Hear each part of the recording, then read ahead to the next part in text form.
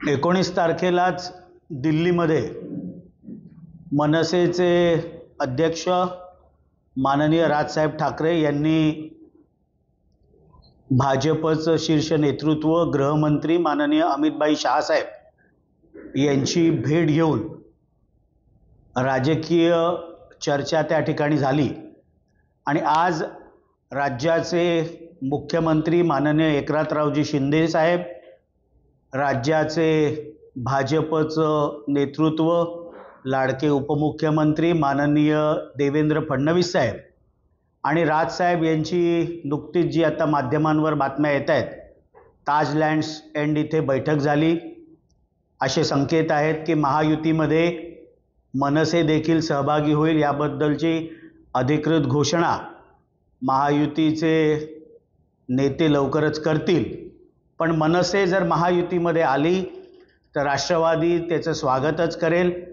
देशाचे लाडके पंतप्रधान माननीय नरेंद्र मोदीजी साहेबांना तिसऱ्यांदा पंतप्रधान करण्यासाठी 45+ लोकसभेच्या जागा जिंकण्यासाठी जे जे घटक पक्ष NDAमध्ये येतील, महाराष्ट्रामध्ये महायुतीमध्ये येतील, त्यांचं स्वागतच राष्ट्रवादी काँग्रेस पक्ष करेल. महायुतीमध्ये रस्सीखेच सुरू आहे आणि त्यातच आता जागेचा किडा सुटला आणि त्यातच मनसेने देखील आता उडी मारली. नाशिक असेल, पुणे असेल, मुंबई असेल आणि औरंगाबाद अशा जागेवरती ते दावा करत आहेत. याची कुठलीही काळजी माध्यमांनी करू नये.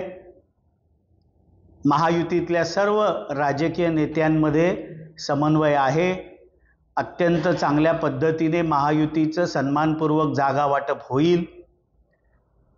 राज्याचे मुख्यमंत्री, शिवसेनेचे मुख्य नेते माननीय एकनाथरावजी शिंदे साहेब, उपमुख्यमंत्री माननीय अजितदादा पवार साहेब, उपमुख्यमंत्री माननीय देवेंद्र फडणवीसजी, हे तिन्ही नेते बसून योग्य निर्णय महायुतीमध्ये होईल जागा वाटपांचा आणि प्रत्येक पक्षाला सन्मानपूर्वक लोकसभेच्या जागा लढायला मिळतील. परंतु एक महत्त्वाचं की महायुतीमध्ये मनसे येते, राज ठाकरे यांची बैठका देखील झाल्या, पण या कुठेही बैठकांमध्ये अजित पवार मात्र दिसत नाही. राष्ट्रवादी काँग्रेसचा सहभाग याच्यामध्ये होताना दिसत नाहीये. आणि दुसऱ्या बाजूला मनसे नेहमी राज ठाकरेंनी अजित पवारांच्या विरोधाची भूमिका घेतलेली आहे. त्यांच्या विरोधातल्या स्टेटमेंट त्यांच्या आतापर्यंत पाहिल्या गेल्या. काय याचं अजित पवारांच्या बाबतीत भूमिका काय राहणार की मनसेने विरोधाची भूमिका घेतली? नाही, मी आधीच सांगितलं की मनसे जर महायुतीमध्ये येत असेल तर राष्ट्रवादी काँग्रेस पक्ष त्याचं स्वागत करेल. काय राजकीय भूमिका याच्या आधी मनसेने घेतली असेल. आता एकच लक्ष आहे की महायुतीमध्ये सामील झाल्यानंतर 45+ लोकसभेच्या सीट्स या महाराष्ट्रातनं निवडून द्यायच्या आहेत. त्यामुळे त्यांचं स्वागत आहे. बैठकीला अजित पवार साहेब जरी नसले तरी संपूर्ण ह्या प्रक्रियेची माहिती राष्ट्रवादीचे आमचे नेते, राज्याचे उपमुख्यमंत्री माननीय अजितदादा पवार साहेब यांना आणि प्रांताध्यक्ष, कालच प्रांताध्यक्षांनी ज्या वेळेला मुंबई इथे पत्रकार परिषद घेतली त्यावेळेला सांगितलं की मनसेची चर्चा चालू आहे आणि आम्ही त्याचं स्वागतच करतो. दुसरा एक मुद्दा असा आहे की मनसे महायुतीत आल्यामुळे ठाणे आणि कल्याणमध्ये समीकरण आता खूप मोठ्या प्रमाणात बदलणार आहे. सगळ्यात मोठा फटका शिवसेनेला पण बसणार आहे, तर त्यांच्याकडून इच्छुक उमेदवार खूप मोठ्या प्रमाणात आहेत. मनसे आल्यानंतर त्याने बसणार आहे. राष्ट्रवादीची पण परिस्थिती काय असणार? एकंदरीत इतर सगळ्यात महायुतीतले इच्छुक उमेदवार स्वप्न भंग होणार.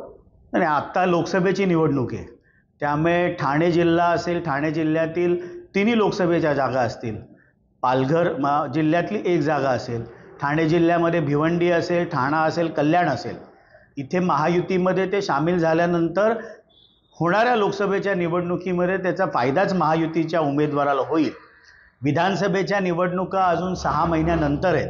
त्यामुळे आत्ता लोकसभेला ठाणे जिल्ह्यामध्ये मनसे आल्यामुळे महायुतीच्या तिन्ही जागांवरील लोकसभेच्या उमेदवारांना त्याचा फायदाच होईल.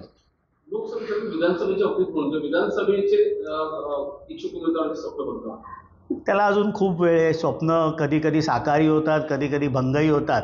त्यामुळे ज्यावेळेला विधानसभेची निवडणूक येईल त्यावेळेची राजकीय परिस्थिती, त्यावेळेला कशा पद्धतीने वाटाघाटी होतात सीट्सच्या, ही अजून 6 महिने दूर आहे. आत्ता महायुतीसमोर असलेलं लक्ष आहे येणाऱ्या 5 टप्प्यामधील महाराष्ट्र राज्यातील 48 लोकसभेच्या जागा या 48 जागांमध्ये 45+ जागांवर महायुतीचे उमेदवार जिंकणं हा सर्वात पहिला संकल्प महायुतीतील सर्व नेत्यांचा आणि कार्यकर्त्यांचा आहे. भाजपने नवीन रणनीती आखली आहे का? ठाकरे वर्सेस ठाकरे येणाऱ्या निवडणुकीत समोर दिसेल, लढाई समोर दिसेल का? वाटतं ठाकरे ठाकरे ब्रँड आहे, दुसरीकडे उद्धव ठाकरे देखील शिवसेना जनता त्यांना आता मशालीवरती लढावं.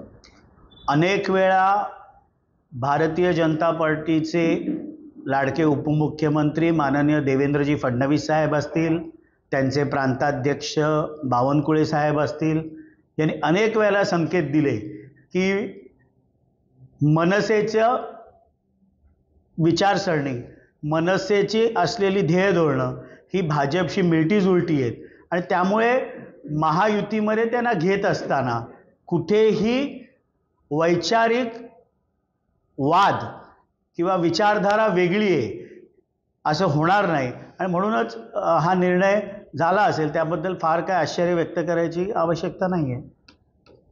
सर, शिवतारे संदर्भात शिवतारे आता पक्ष सोडणार आहे अशी चर्चा सुरू झाली आहे. ते बैठक देखील घेणार आहे.